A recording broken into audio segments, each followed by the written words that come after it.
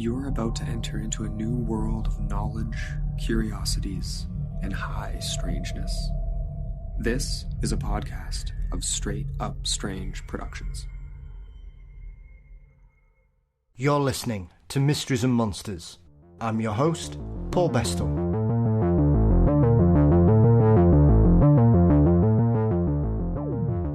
This week, we look back at one of the biggest cryptid flaps of the 1960s in the company of Lyle Blackburn. His latest book, The Lake Worth Monster, the true story of the Greer Island Goatman, reveals a mysterious series of events that culminated in a mass sighting. Along with this, Lyle and I also discuss his latest episode of Monstro Bizzarro, which covers a little-known Bigfoot case back from the 1980s. But before that, of course, don't forget you can support Mysteries and Monsters by signing up at patreon.com/mysteriesandmonsters. $4 a month gets you ad-free episodes, guaranteed early releases, bonus content, and more. You can also click the link in the show notes as usual. Mysteries and Monsters is across all social media platforms. Please subscribe to the Mysteries and Monsters channel on YouTube. You can also visit mysteriesandmonsters.com for news and episodes. Our exclusive merchandise store is available through TeePublic. You'll find the link in the show notes as well. Our intro and outro music are performed by the marvellous Weary Pines. Thank you as always to Dean Bestall for his wonderful artwork. The show is produced by Brennan Storr of the Ghost Story Guys, and Mysteries and Monsters is delighted to be a part of the Straight Up Strange network. Lyle now joins me as we go on the hunt for a pair of elusive cryptids from the past.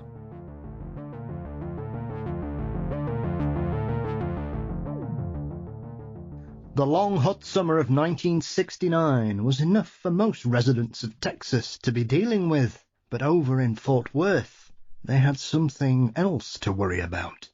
In July of that year, the area became a hotbed of strange sightings, incidents, and monster hunting, as the hunt became on for the Lake Worth Monster.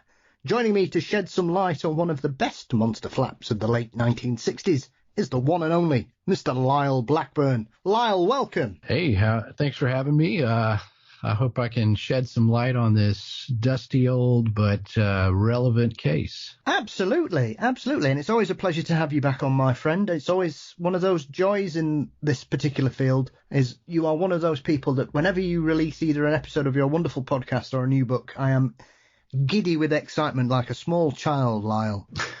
Well, thank you. I'm glad to hear that. And I try to offer quality works and things that people will enjoy. Yes. I mean, this is one of those, because obviously I've heard you speak about this, and I know you've touched on it in previous books that you've written in regards to cryptids, Lyle. This is one of those, I think, that, as you mentioned on the very first episode of Monstro Bizzarro, which covers this particular case, you grew up quite close to this particular area. So is it one of those stories that you've kind of looked back on and thought, I can't believe something like this happened so close to where I was brought up? Oh, certainly. I mean, unfortunately, it was a bit before my time as far as, being aware of anything like this. But the fact that it happened right in and around where I grew up, I was born in Fort Worth and grew up in this general area, so it was just right there. And all this happened, it was in the newspapers, and of course, I would have been all over it at the time. But it's one of those that sort of I wasn't really aware of until later, just because early on, of course, the only place to find that kind of information is if you read the papers or saw the TV news broadcast. But then beyond that, unless somebody told you about it, you kind of never knew. There was no internet to look it up or to look up old cases. So yeah, that kind of escaped me for a while. But being that I live so close, I think it kind of comes full circle that eventually, if nobody else has picked up the ball, it's like, well, I've got to write the book on this. That it just only seems right. Yes, well, I'm going to say, if anybody's going to pick up the baton from some of the luminaries that have involved in this case, which we'll touch on when we dive into it properly in a short while, it would be you, Lyle. I would be very disappointed if either you or Ken hadn't touched this case in your writing careers at some point. So I'm glad you've got there, sir. Right, and it's one of those things that some people have been urging me to write a book on it, but I never felt like I had enough. There wasn't anything any revelations or things that had happened lately, but over time, by, I guess, being recognized for this subject, and especially doing lectures at the Lake Worth Library and the Fort Worth Library and area things, people would come up to me and offer insights, and even people who had been there at the time and had witnessed some of this. So over time, I was making firsthand contact with people, and then eventually had access to some archives that had a lot of information and photos that hadn't really been made public. So by virtue of that, and then all of a sudden meeting the son of the original witness, I'm like, okay, now is the time. Now is the time to do it, because I feel like I've got, what the book would deserve.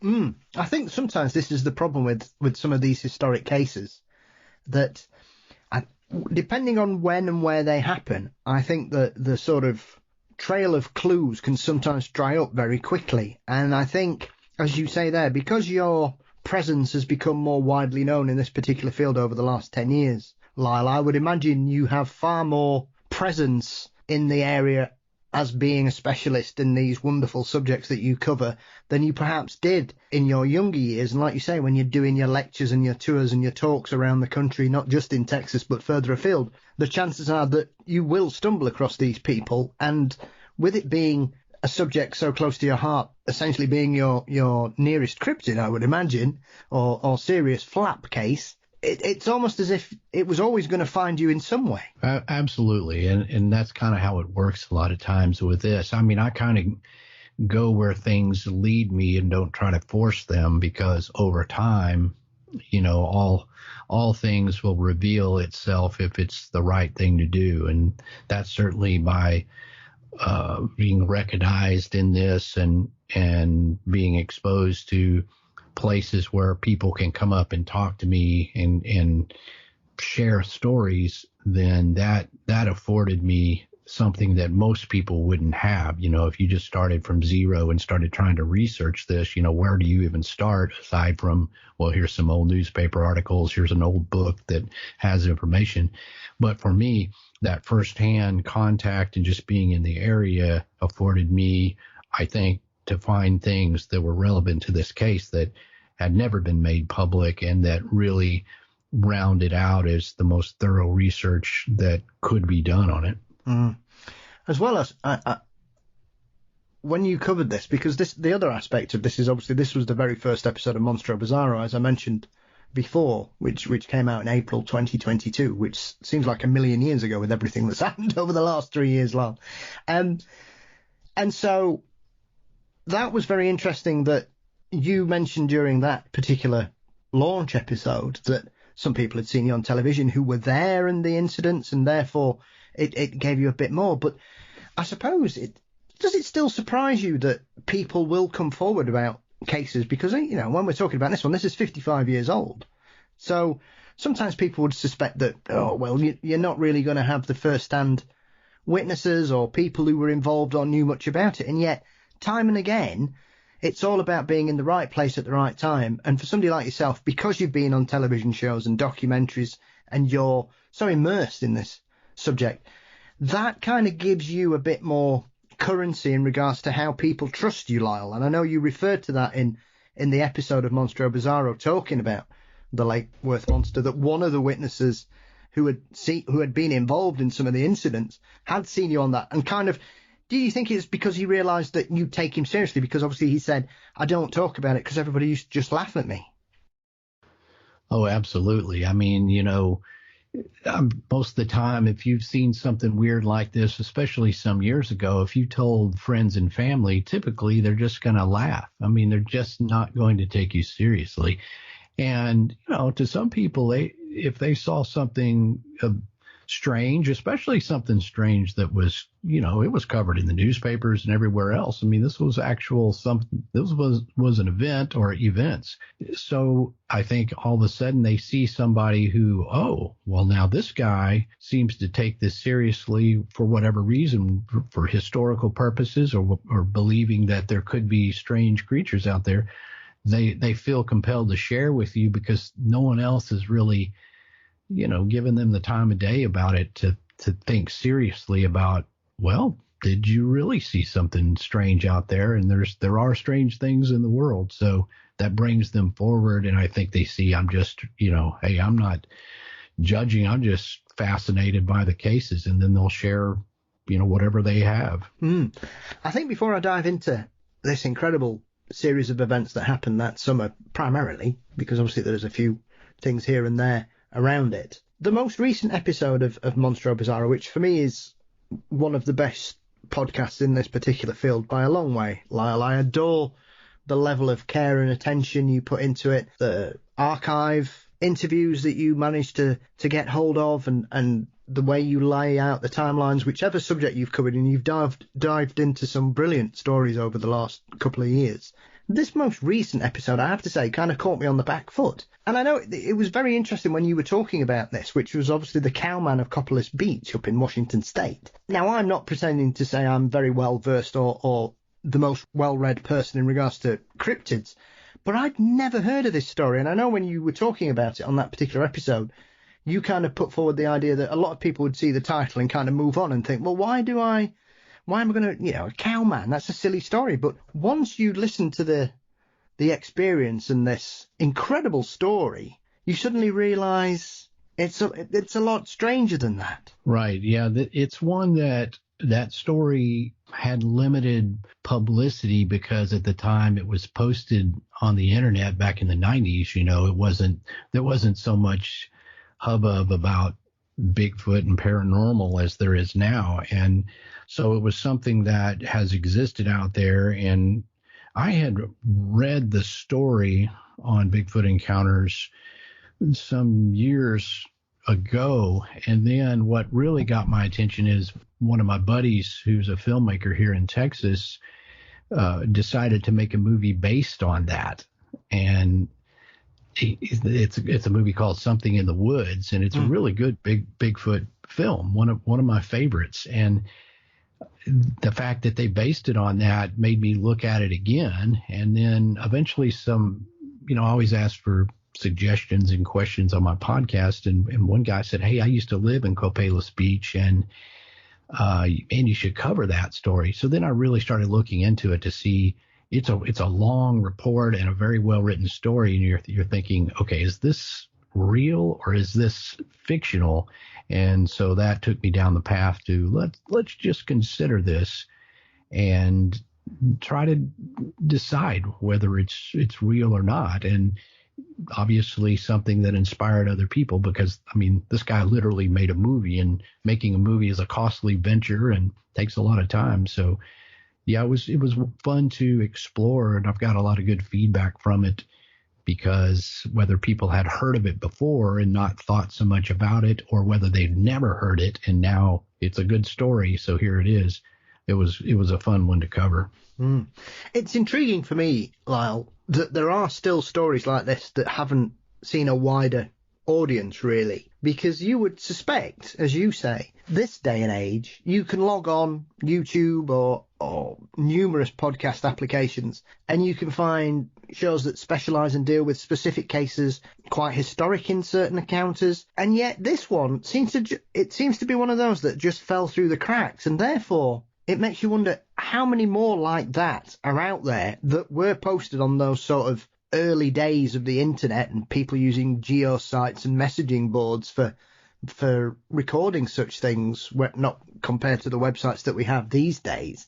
Do you think the Cowman is the tip of the iceberg when it comes to historic reports like this, that they may still be out there somewhere, we just don't know what sites they've been left on? Oh, I'm sure there's many of those, because there's a lot of archived things in like the Bigfoot forums chat room. There's Bigfoot Encounters website, which was one started back in the 90s that has just a treasure trove of archival material from newspaper articles to, firsthand accounts and things like that. There was a lot of stuff that doesn't get the attention per se as maybe something that happened last week, the latest, fake Bigfoot video or whatever that people will typically bring up. But I'm like, hey, check this stuff out, because I like those older cases, because this was at a time when nobody had Bigfoot on the brain. Nobody, if you told these stories, you were, again, liable to be laughed at. And people had to really experience something profound at that time to be wanting to share it, or if it even got shared. So I think those are good cases. And certainly, back in a time when, people were forming these ideas about what Bigfoot was. And this is historical stuff. Bigfoot just didn't happen yesterday. There's all this long history of sightings. So you can go back and pick out some of the most dramatic ones and re-examine those, just like the Lake Worth monster or the Cowman story, and kind of re-examine those with our thinking now and in a modern lens. And that's what I like to do, because these are things, again, that had a lot of newspaper coverage. They had news reporters down there. This wasn't just some sighting that was posted in the comments on Facebook. This was something that the whole entire town, for example, or Fort Worth is a huge city. Everybody read about the Lake Worth monster. This was big news. Yes, absolutely. I think it's like you say, before we dive into Lake Worth, literally, when you refer to that, I remember those sort of heady days of the mid-90s, and I used to watch a lot of cable TV shows that had started being shown in the UK from America, sightings and unsolved mysteries primarily, Lyle. And I think people kind of forget, looking back, that yes, it's only 30 years ago, but between those two shows, I think you can kind of count the amount of Bigfoot stories on two hands. And you think how many episodes they both did. They very rarely touched on it. And there's often this perception that people have always been obsessed with Bigfoot and it's always been there in the media. But I think until sort of the mid-90s onwards, these were more regionally based stories and legends and myths. They didn't get the bigger spread other than the major cases, such as what happened at Patterson-Gimlin, or perhaps Ape Canyon was still quite well known in certain circles. A lot of things like Lake Worth and the Cowman, these are the kind of stories that have always been around, but I think because of when they happened, it's fortunate that Lake Worth especially had a very well-known journalist involved in it. It was widely reported at the time. We've got that newspaper archive. And yet I think people will always think that everybody's always been talking about Bigfoot, because I remember the first time I ever saw Matt Moneymaker was on a very short segment on sightings in sort of about 97. I'd never heard of him prior to that, or the BRFO or any of those organisations at that time. So it shows you that the misconception about Bigfoot always being there and therefore people were always up for hoaxing it simply isn't, their evidence isn't there, because the mass media didn't seem to really care till the late 90s. Yeah, right. It was something that was more regionally based. You would hear these stories, and sometimes they may make the connection to Bigfoot, sometimes even Yeti, but these were often just the Fouke monster, Boggy Creek monster. Most all, I would say the majority of the newspaper articles never once mentioned Bigfoot. This was just some monster. So it sort of flew under the radar, except for those times like that where somebody made a movie or something. But yeah, these were few and far between and not widely dispersed as, like they would be now. If you saw anything upright, covered in hair, walking on two legs, it's a Bigfoot, and it doesn't matter where you saw it. It just gets lumped in with Bigfoot, and there's so many people with eyes on that now. But back then, people would say, I saw something that, well, it looked kind of like a gorilla, but not a gorilla, and it stood up like a human.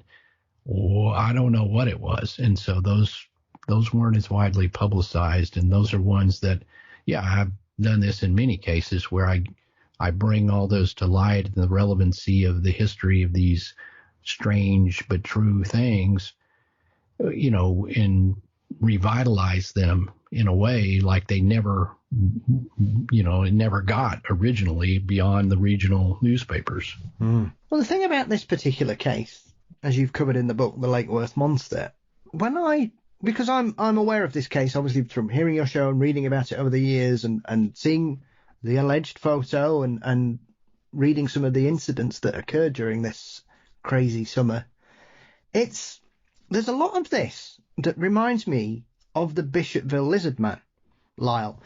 I think because we've got lots of similar kind of things going on here. You've got the central case going on. You've got the witnesses. You've got people seeing something that some of them struggle to explain or describe what it was. You've got conflicting reports from witnesses. People, as we'll get into, people describe it looking like one thing. Others say it looks like this. You've also got the fact that it's white, which is a very unusual aspect to it. But also we've got numerous people claiming it's them, and then we start that aspect of it. Well, it can't all be it. Some of you are lying, clearly, but when you drill down into it, that's why there's a lot of these parallels you can draw, and I'm sure there's more than just Lake Worth and Bishopville, Lyle.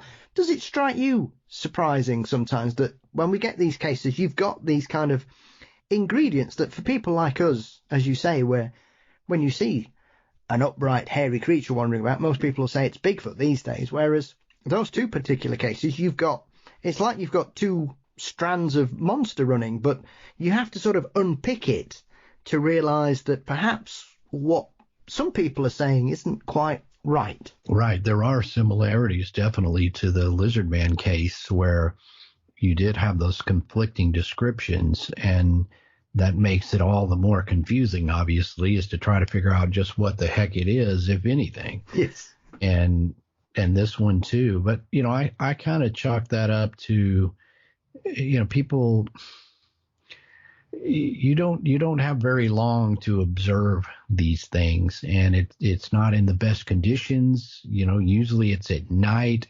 It's a scary situation.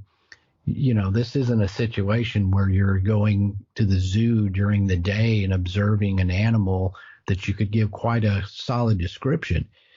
This happens very fast. It's scary. And so I think that, it's understandable that people got an impression of what they saw in those moments as it either ran across the road or it tried to attack them or anything else, that there's going to be some discrepancy and human error.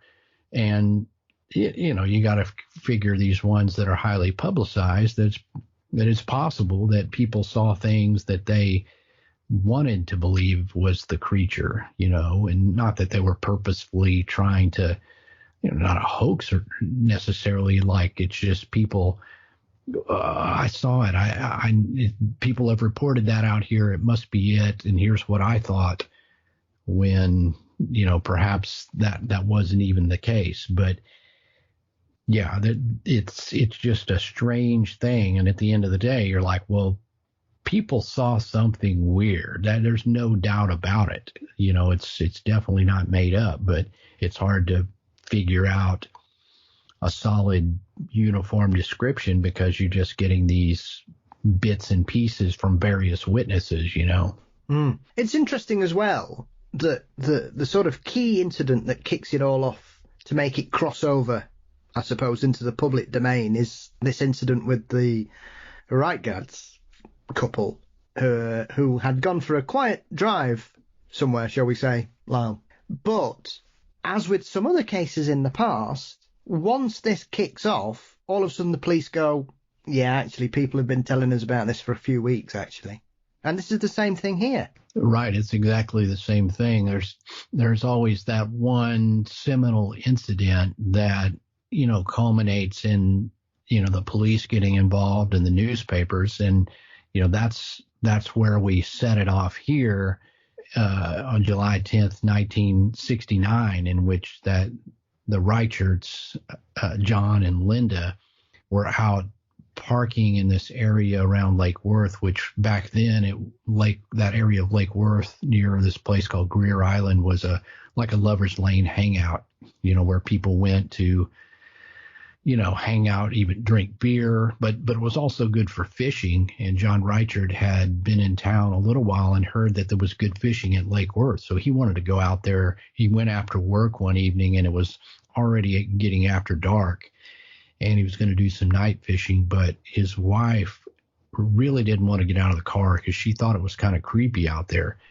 Even though there was a couple of other cars, some people parked out there, other couples, but still, I mean, this is out in the middle of nowhere. It's a spooky area.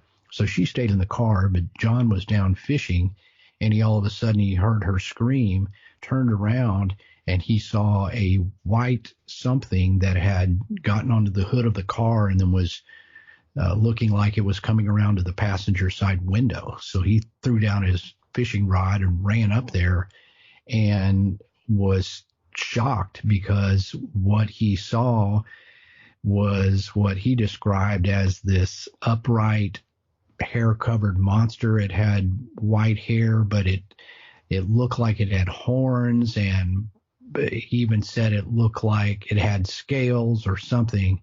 And he didn't know what it was, but his wife, was obviously threatened by this. So he tussles with this thing a few moments and jumps in the car, and they drive off as this creature scratches at the car.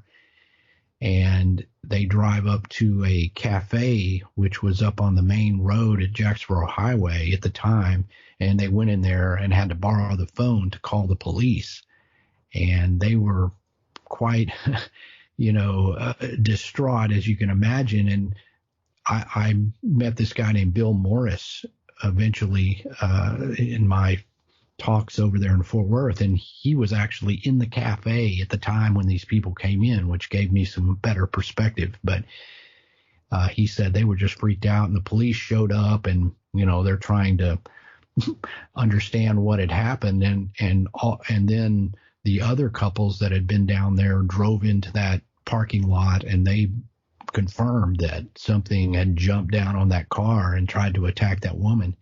So the police decided, okay, something happened, and we can see a big, long scratch on the car. So they went down there, followed them back down to Greer Island. And, of course, by the time they got there, there's no creature to be seen. But that's where it all sort of kicked off, because once that becomes public, the Fort Worth Star-Telegram newspaper, somebody tipped them off. Well, I don't know who, but by the next day, this is in the newspaper about people seeing a monster at Lake Worth. And then from there, it just snowballed into just a bit of a media circus and a huge monster hunt. I have to say, I think the headline in the paper has to be one of the best monster-related headlines ever, which is "Fishy Mangoat Terrifies Couples Parked at Lake Worth." But the other one of the great things about this is that obviously the journalist that's writing about this is the legendary Jim Mars. And I'm surprised, Lyle. I know Jim's been passed a few years now. I think it was 2017 he passed away back in his home state of Texas. That a lot of people don't know who Jim Mars is, but he became an international best-selling author in the late 80s, early 90s, focusing on conspiracies and not necessarily what people may perceive the modern interpretation of a conspiracy theory. The book that really broke him internationally was all about JFK. I think it was called Crossfire. And so Oliver Stone based a lot of his JFK film on Jim's book, I believe. There was a lot of sort of cross-pollination of ideas in regards to that. But this was probably one of the stories that gave Jim his thirst for strange things, I think. And for him to be sort of our man on the ground at the time, I don't think we could have asked for anybody better at that particular period, could we? No, I mean, yeah, it was ironic that Jim Mars was the one that wrote those newspaper articles. And, I think probably he was the guy at the paper that people said, oh, this is a story Jim would like, Yes. I'm sure he got past, nobody wants, I'm a serious journalist. I'm not going to write about a fishy mangoat, so I'm sure Jim was known as somebody who would, entertain it. He had looked into the story of the Aurora alien crash, which Aurora, Texas is known for this supposed crash of an alien craft back in the late 1800s in which they supposedly buried the body of an alien out at this cemetery. And that's also just a stone's throw from Lake Worth. So a lot of weird stuff that went on here. And yeah, I don't know. Jim didn't seem to put a lot of credibility into the Lake Worth monster or some of these others, but he certainly did have an interest, and he certainly did, look into these cases. I suppose for Jim as well, this is the kind of case that it literally seems to go from 0 to 100 within about a day, Lyle, because as soon as this headline hits, I think it's reported on the radio, and by the late afternoon, you've got a couple of hundred people just hanging around looking for monsters, as we've often seen in some other cases where something kicks off and all of a sudden we sometimes forget that people just start flocking. It happened when the Mothman kicked off. All these people start turning up, driving around with cars full of guns.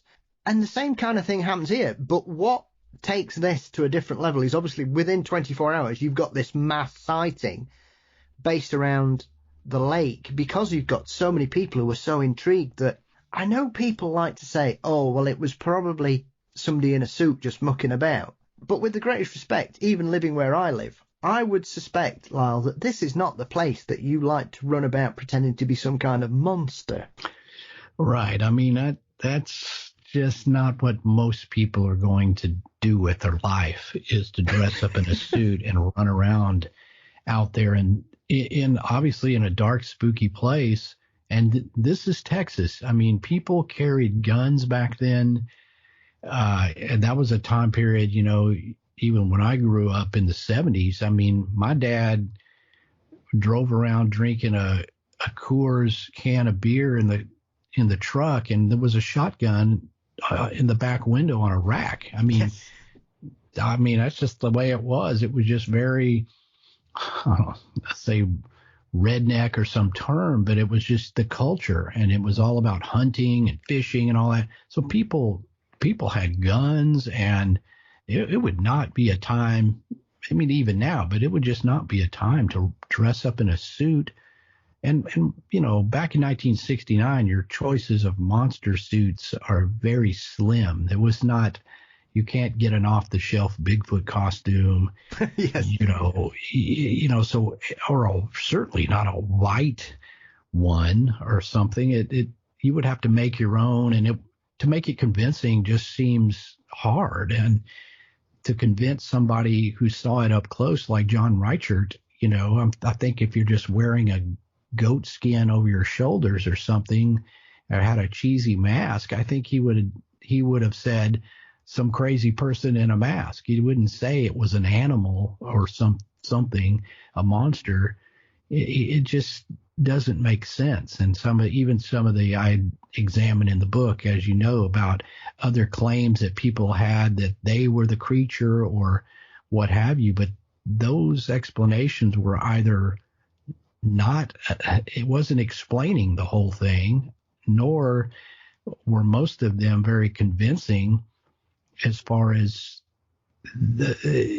being an actual creature that, or something people would interpret as a creature. So you always have that in the cases like, that's just a hoax. It's like people want to act like they know the truth and you don't, or something, and they'll try to explain it away.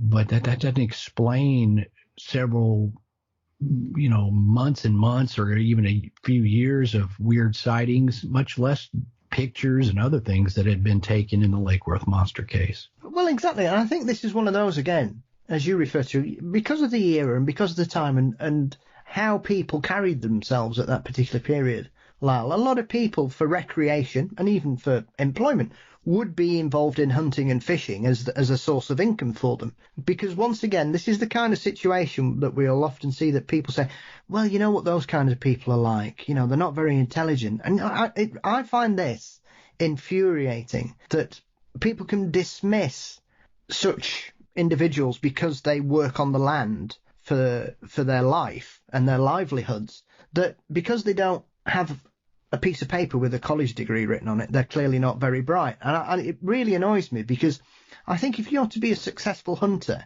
you've got to know about the environment, you've got to know about the fauna, the flora, you've got to know the seasons, migration patterns. You can't be a successful hunter if you're an idiot. Right.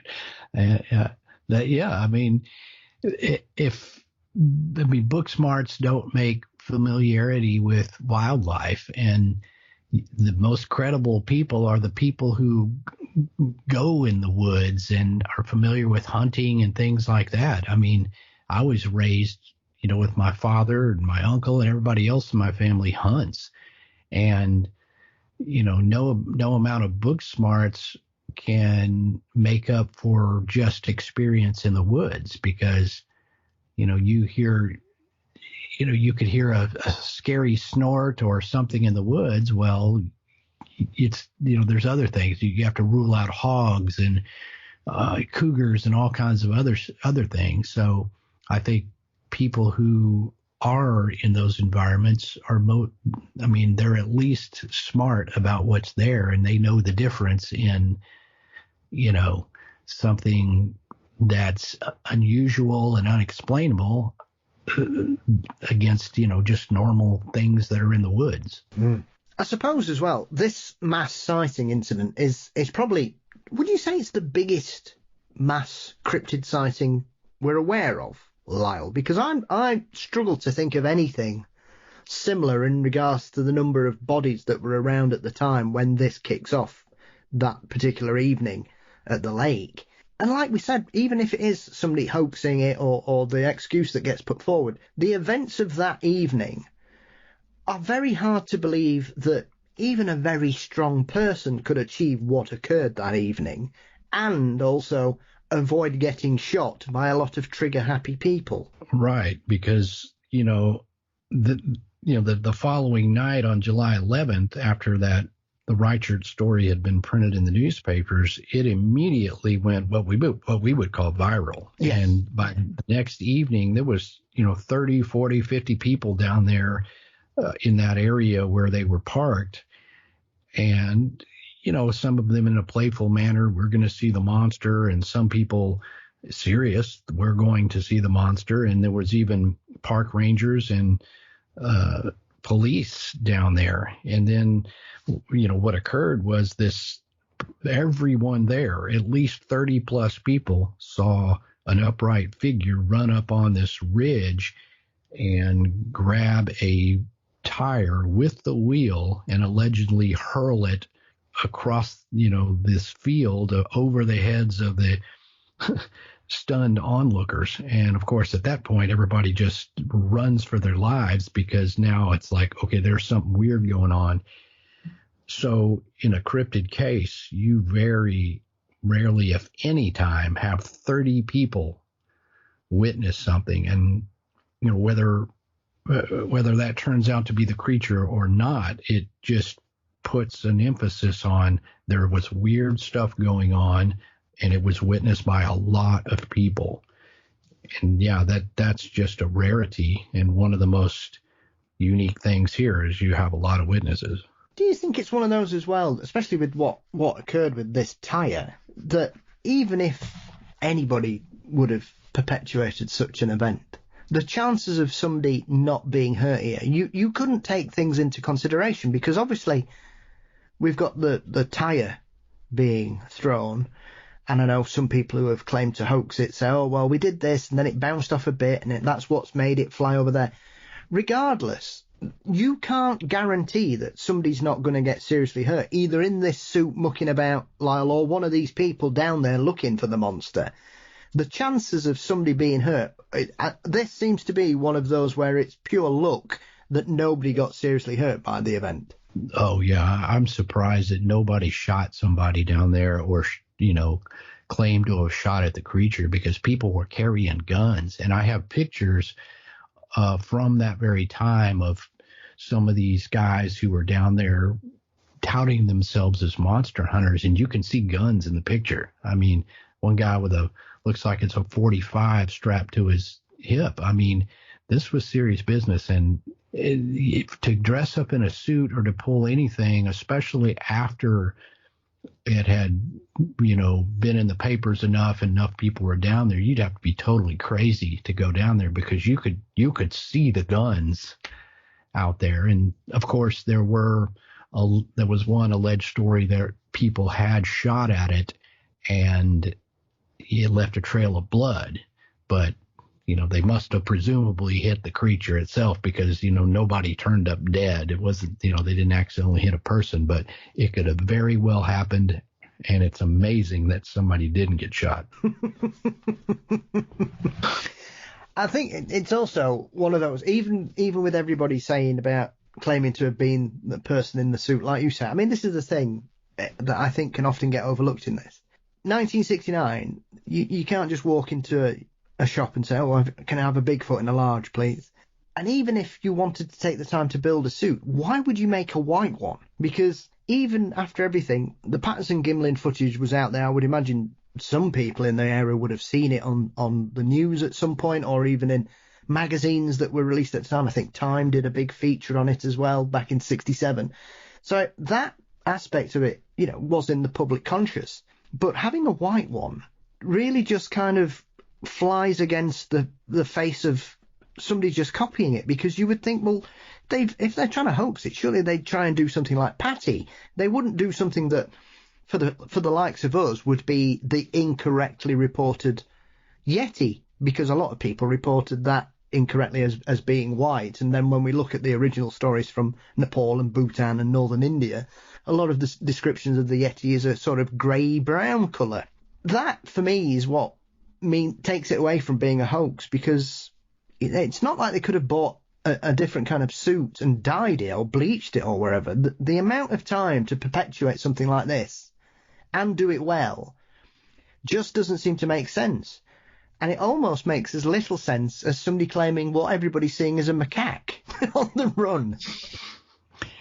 Right. The explanations just weren't adding up, and yeah, there was no off-the-shelf white Yeti costume. You could probably buy one of those now, I'm sure, if you Google it, but nothing like that. And certainly, you could probably get a gorilla costume in 1969 that would have been okay, but they're not going to be available in white. So anything like that that would have had to been made or home crafted. And why would where are you going to get white?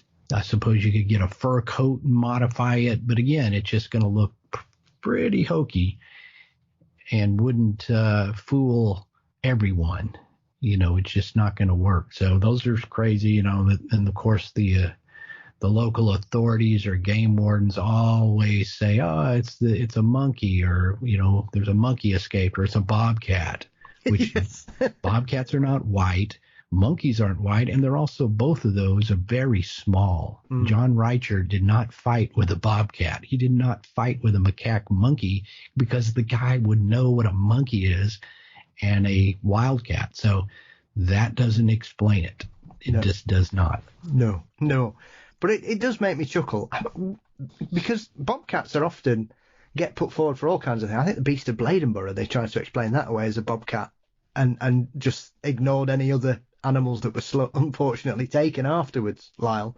And they always get put forward, and the only thing missing here is a circus train crash, surely. Right. I'm surprised somebody didn't tell me that, the circus train crashed, and that's what it was. But even at that, it's like, what was it, a polar bear? What would be in the circus that was white and upright like a Bigfoot? And no circus that I know of had one of those. And to be fair, I don't think a polar bear would be as well behaved, Lyle, if it saw lots of tasty people knocking around, as we're unfortunately aware. Polar bears are not backwards in coming forwards when they're feeling hungry. That's right. Surely somebody would have been eaten, and that would have, revealed it as a polar bear. But yeah, that if it was the Lake Worth polar bear, it might have been even worse case scenario, because it would have definitely harmed people. I suppose when you dove into it and look at it, and obviously the events and more people have strange incidents in the following days and weeks. Is it one of those that once you reach this ground zero and go back, was there a history of strange things occurring around the lake? Because obviously it's not a natural lake. It was a man-made one, I think, sort of made in the 1910s to help supply water for the residents, wasn't it? Right. We don't have any, natural lakes in Texas. So all of them have been, for the most part, have been made by damming up rivers. And so this was a reservoir made by damming up the Trinity River, which is a really significant river here in Texas. And yeah, so it's a place where it was very wild, and that river, the Trinity River, has a long history of weird stuff. And specifically in the Lake Worth area, there had been rumors circulating, certainly a few months prior to the Richards event, where people had even called the police to report seeing something down there that was out of the ordinary.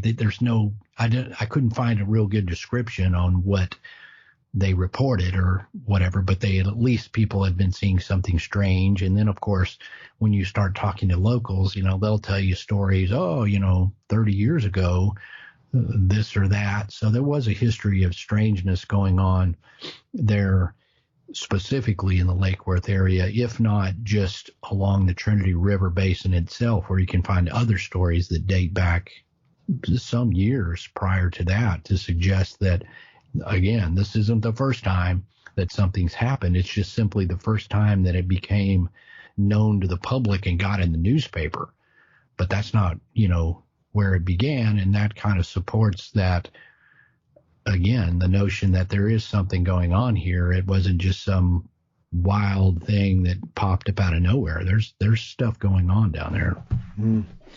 I suppose as well, one of the great aspects of this is that, once again, not only have we got Jim Miles reporting it for the newspaper, and I'm quite surprised that when you spoke to Jim later in life, I believe, Lyle, at an event, he was convinced it was pranksters, but there's lots of people that claim to go forward.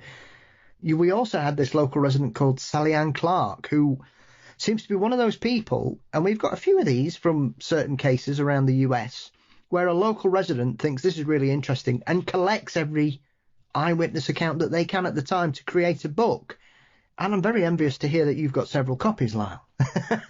And so do you think, once again, this is one of those where we've got a forward-thinking resident who, for our benefit, collated as much as this as possible? Because I would imagine most of the witness accounts that Sally captured at that particular time weren't reported widely in the newspapers either. No, certainly I give a lot of credit to Sally Ann Clark for being on the scene and having an interest in this to record a lot of these witnesses that would have otherwise been lost, because the newspaper really didn't print a lot of stuff after those first two incidents. The newspaper coverage was sporadic after that.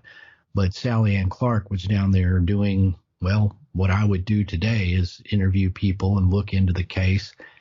And she wrote she put out that self-published book that amazingly she wrote in just a few months and self-published the thing, which is mind-boggling, because this was on a typewriter.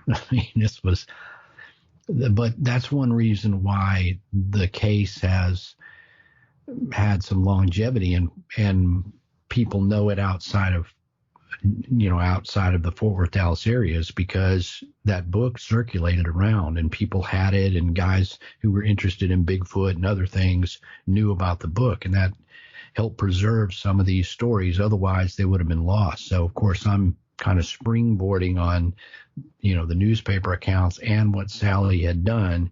And then I'm adding to it what I know of it, and obviously everything that's happened since, including Sally Ann claiming she had later sightings, and this occurred after she wrote the book. So the book, it's one of my prized cryptozoological artifacts, I guess, and I have 3 copies of it in perfect condition. And that's something that, it becomes a matter of historical record. So fortunately, Sally wrote that book, and I give her a lot of credit for that. Otherwise, I wouldn't have as much to go on here. It also seems as well that it's one of those that everybody focuses on this initial flap in July and some of the other sort of sporadic events before and after Lyle. But then you look at other events, and clearly there is a history that has continued. Not very common, but it would seem that people have, from the 70s onwards, continued to report peculiar sightings in and around that particular area. I know there's another lake where there's also been some strange incidents. But there's a very interesting story about those chaps who were on the way down there who had read John Green's book, because I know John Green, I think, Apes Among Us, I think it was, in the 70s, includes a few pages in regards to the Lake Worth case. And so some people who were big Bigfooters at that particular time were really quite interested, because I know Green's book was one of the first ones to kind of take Bigfoot out of the Pacific Northwest and start to look at some of the other cases from around other states, perhaps that Bigfoot wasn't considered to be a resident of, Lyle. And so you've got people from that point on talking about really weird incidents that really frightened them. Right. You have those continuing events where people are now aware of the history of that area and, have an interest in it and report it in some way what they experience. So that kind of adds to it as to, it's not just something that happened over the course of a few days. It was something that, weirdness went on down there for some time. And even though it's not like, there's sightings every day and in the last few years or anything that would be a continuing situation. But at the time, there was more than just what was in the papers, certainly. As well, I mean, as I mentioned earlier, one of the iconic things about this particular cryptid is its coloration. And so you would suspect that, that would play into the hoax there, even though we've kind of put that one to bed in regards to this magic white suit that somebody was able to create. But other people saw something white. And if we are to believe that a Bigfoot type creature, whatever it is, if they're out there, as with any other animal in the natural world, Lyle, the chance of albinism afflicting one or more of them is always there for them, whether it be squirrels or dogs or cats or even normal bears can sometimes have this. We see it in wolves. There is always this chance that there'll be a genetic twist somewhere along the lines. Because I know people have said, well, it can't be Bigfoot because it's white. And I'm thinking, well, why can't it? Because when we look at other reports of Bigfoot and Sasquatch, we've got creatures described as brown, reddy brown, grey, black, some with sort of like a fleckling on them where it's got like multicolours and stuff. So why couldn't we have a white one? That doesn't seem a valid argument. If you're to believe in hominids, then surely you should also believe in genetics causing one or two of them to be a different colour entirely. Sure. And, that's one thing to examine in the course of this case is like, well, the fact that it's white, does that make it an exception or make it more unlikely, or does it fit with what we might know about Bigfoot creatures? And most people described the Lake Worth monster as being more like what we would consider a Bigfoot. Now, they weren't using the term Bigfoot in 1969 here in Texas, but they were describing it as in terms of it's ape-like, it's upright, it's on two legs, it's hairy, that sort of thing. And so, minus whether it had horns or whatever, it was just pretty much a Bigfoot. So you got to say, well, okay, is this the only case where a Bigfoot might be white?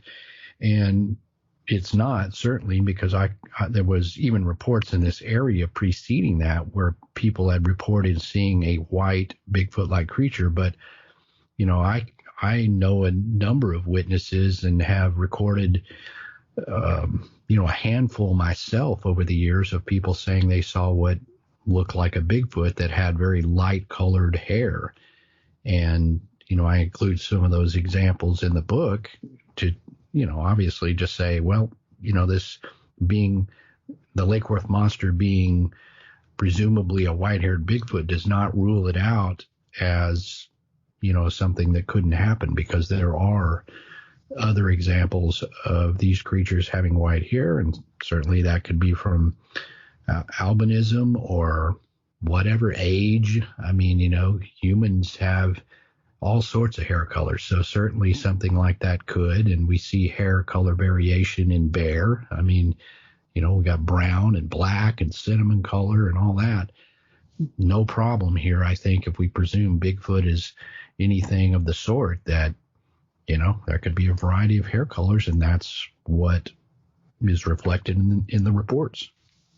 Very true. I mean, I was fortunate enough about 20 years ago, Lyle, to go to Barcelona, and I visited the zoo, and they were famous at that particular time because they had an albino gorilla there called Snowflake. Right, yeah. Snowflake is a very rare, I think that might be the only example. There's very few examples of gorillas having the albino condition, and I think Snowflake is one of the few examples. So yeah, but there you go. I mean, we know gorillas exist, and there's one with white hair, and you saw it. So yeah, that's a good example. And that, even something like that running through the woods, maybe even more frightening looking, because it's just so weird. It's like a ghostly kind of Bigfoot. If it's got white hair, that is very strange. Yes. He was captured in the wild as well. I mean, it's quite a tragic story, because I think the rest of his troop were killed, and he only survived because he was white, and then sold to a primatologist, I think, in the 60s. So he was quite old when he passed away. I think he was nearly 40. But it shows you, I think, once again, it's one of those aspects where, yes, we know where gorillas live and the habitat they have, but the fact that someone stumbled across it makes you think, sadly, have there been other occurrences at that time where they've been killed by poachers or loggers, Lyle, and we've lost other people like we've lost other gorillas like Snowflake because the people dealing with those just didn't give a damn. Yeah, it's a shame. I just don't understand that mentality to treat our fellow earth dwellers in such disregard, killing these animals I don't understand it whatsoever. And I think that, a lot of people say they hope that Bigfoot is never discovered because we've seen what we do with other rare animals.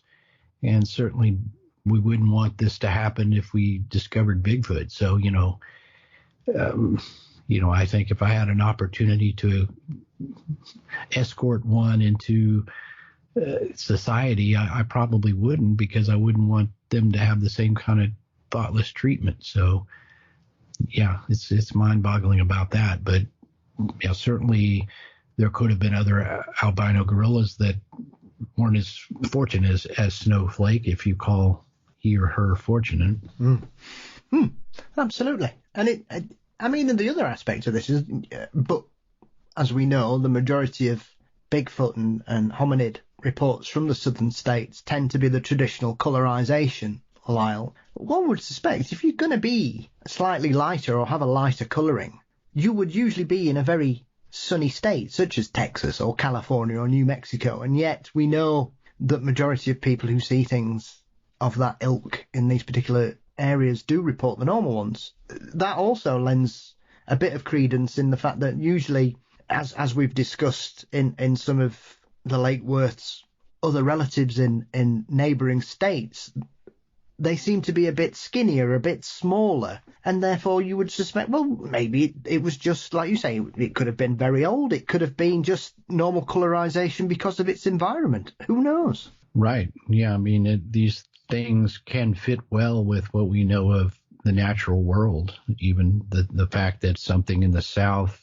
may be smaller than its brethren in the north. Bergman's law kind of applies to bears. If you see a bear in the Texas woods, it's going to be a lot smaller than a bear you might find in the Pacific Northwest. That is a fact. So, creatures down here, if they're reported as being 5, 6, 7 feet tall, as opposed to what, some towering 8-foot Bigfoot, that, may be a classic from the Pacific Northwest doesn't raise the alarms, because that would fit.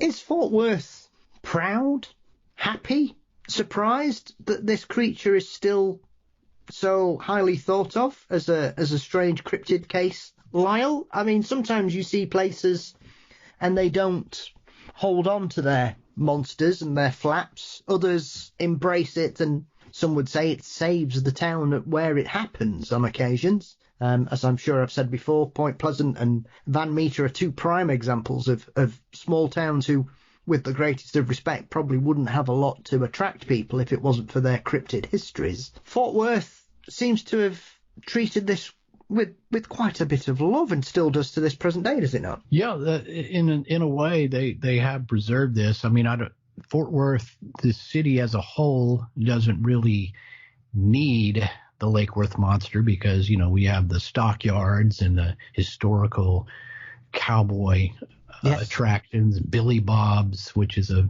famous music venue. But the Lake Worth area, which is a smaller community north of Fort Worth, has preserved this history, and now the area where Greer Island and all this took place is part of what's called the Fort Worth Nature Center, and that's a wildlife preserve, a nature preserve out there in the area, and they certainly do really, really appreciate the Lake Worth monster history, because it keeps some interest, and they do what's called the Lake Worth Monster Bash. They only do it every 5 years out at the Fort Worth Nature Center, this being one of the years when they're going to do it. They, whether they believe the creature's real or not, they know it's something of interest, and they will do this. And if you go to the Nature Center, there's an interpretive building where they have, displays of various nature from around this area, and there is small things there that represent the Lake Worth monster. So they certainly appreciate it and embrace it, as far as, hey, this is part of our history. It's fun stuff, and why not? So I appreciate that, and that they've been very helpful in my research and gathering materials for the book. And you can see I have nearly 40 some odd photos in there, and a lot of those came from their archives that they've collected over the years. So thankfully, that's something else that I can offer in preserving the history of this. And certainly the Lake Worth Library, they've had me out there to speak on this subject, and it'll draw 100 people that want to come out there and listen and learn. And so there's still an interest in this, even though it's a blip on the history map of Fort Worth, with so much history here in terms of the Old West and the cattle industry and all that. But it's really amazes me that people, take an interest in this, and I'm happy to share it. And one reason I wrote the book, I'm like, hey, this is something. There's an event that literally the city of Fort Worth endorses and promotes. I'm thinking, well, hey, there should be a book for those that want to know the full history. Here it is. Yeah. I mean, that's one of the great aspects of this particular book is the treasure trove of pictures. I mean, there's the one, is it Bobby Brooks, who drew a full-size image of something that he saw? And there's a photo of him standing there, I think, with Sally Ann Clark and one of the local police officers. And you just think, with the greatest respect, other than people visiting Fort Worth, Lyle, how many people have seen that picture outside of your book? Right, not many. That it's huge. It's like an 8-foot tall illustration that's framed, and that's a nice artifact. And that the last I had seen of it, it was over at Sally Ann Clark's home and in the possession of her family.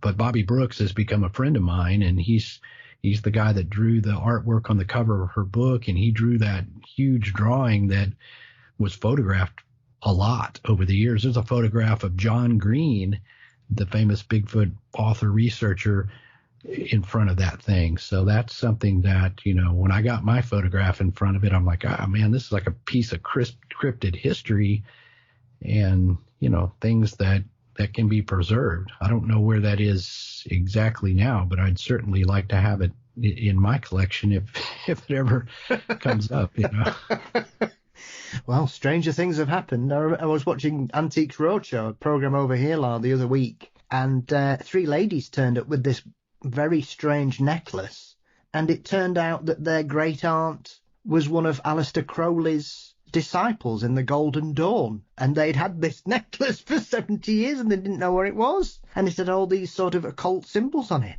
and they just basically had it in a drawer for ages, and they thought it was something, and they thought it was Italian, and then when they dug into it on the show, they were saying, oh yeah, this is the necklaces that members of the Golden Dawn wore. So it just shows you that you never know when something weird and spooky will be found and preserved for us to discover 50, 60 years later. Because that was just jaw-dropping, because I don't think they knew anything about it until they said the word Aleister Crowley, and you could see their jaws drop. They're like, oh no, what do we have? Cursed necklace. Right. Yeah, that's amazing. And just thankfully those ladies had the wherewithal to have it looked at, because otherwise, yeah, it's just sitting in a drawer somewhere and no one knows where it is or that it even still exists. Absolutely. I mean, obviously, I know you there's a couple of pictures that have been sort of redone under direction of the families and the witnesses, but we know that there's probably lost things out there for numerous cases. This is a great example, but we've still, because of the diligent research and the love that certain local officials and institutions had for the case, that I doubt many other cases such as this. I know when, once again, going back to Bishopville, you've certainly got a small sort of collection of items there, including some of those crazy T-shirts that people were selling at the time, Lyle. And yet this one, we're very fortunate, it would seem, that we have such artifacts available to us that perhaps certain other places, other cases, that have just been thrown in the bin or locked away somewhere. No, certainly. I mean, if it's not appreciated and people don't realize what it is, this stuff can disappear. So, I try to, if I become aware of any of that sort of stuff, I try to make sure that if I can acquire it or I can get it in one of the cryptid museums or whatever else, that's the place where people can appreciate it. I think the last aspect I want to touch on, do you think it gets sort of mislabeled in regards to this? Because obviously, as we say, some of the original witnesses made it out as though they saw a goat man. So this sometimes, the Lake Worth monster often gets, especially with that photo as well, or whatever that is, it sometimes gets roped in with things like the Pope Lick monster and the goat men in obviously you've got a goat man in Texas, you've got a goat man in Maryland, Lyle.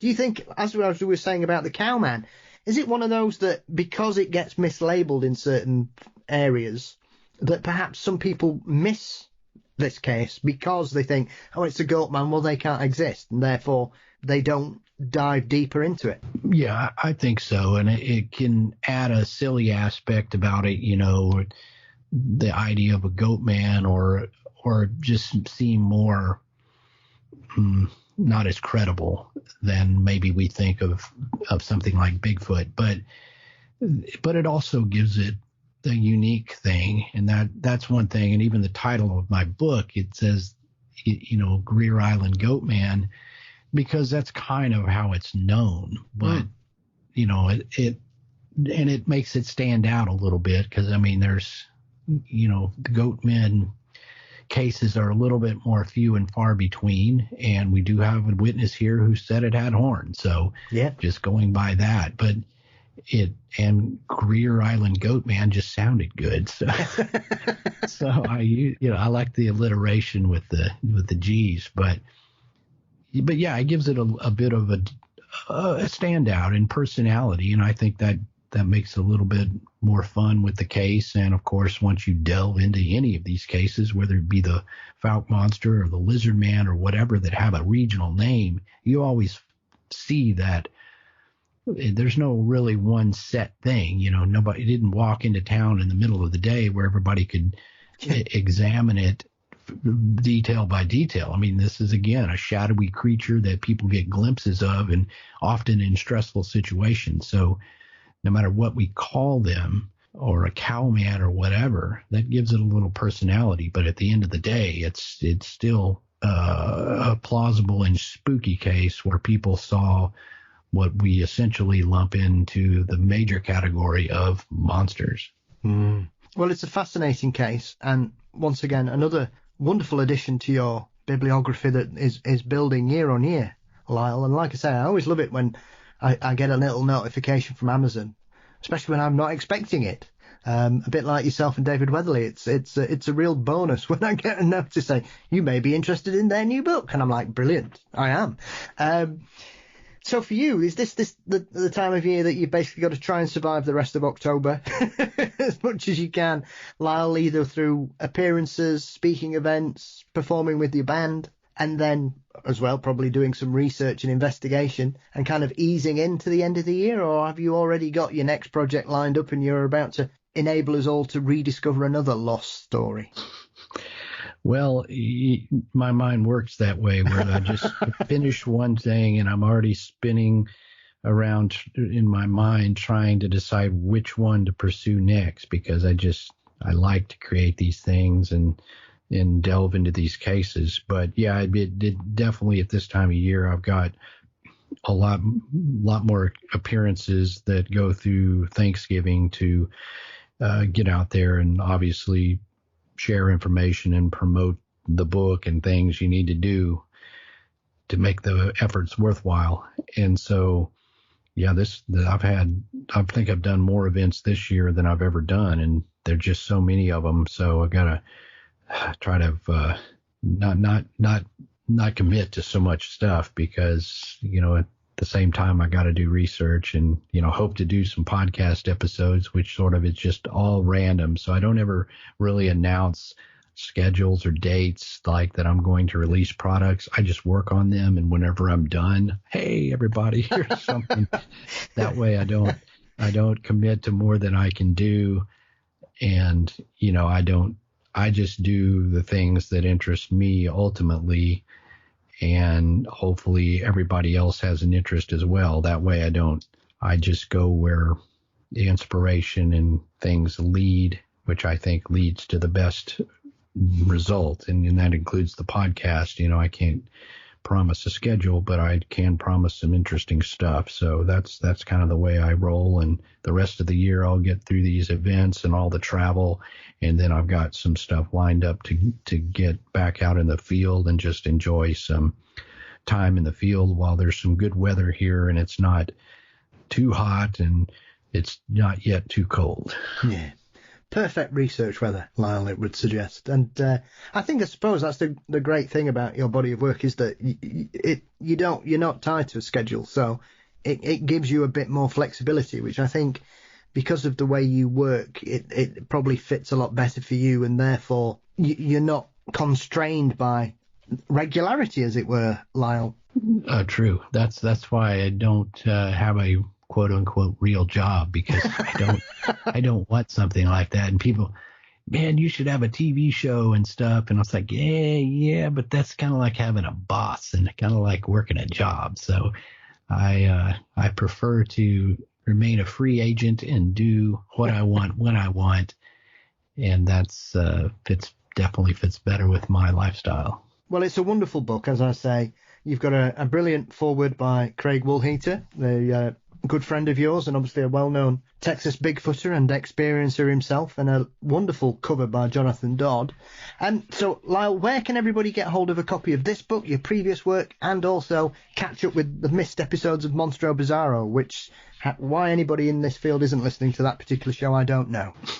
Right. I still have people come up to my events and buy books and stuff that are fans, and somehow they're not aware of the podcast, but I guess I do a lot of stuff, so I get it. So yeah, Monstro Bizzarro, my podcast, can be found on all major podcast platforms. So, that should be easy to find. And my books are available on Amazon, of course, in paperback and ebook formats. And if you want to get an autographed copy, that would be the best choice. And those are available from my website at lyleblackburn.com. I've got an online store there where you can purchase books and other things. So if you want to find out more information about me, lyleblackburn.com would definitely be the place to start. Fabulous. Well, I'll put links, as always, into the show notes so people can track down everything that we've just mentioned. And as always, I want to wish you the very best. Thank you, as always. I look forward to our next conversation with your next surprise release, no doubt, Lyle. And I want to wish you and your family the very best for the rest of this year. Thank you, as always, my friend. Thank you a lot. Appreciate it.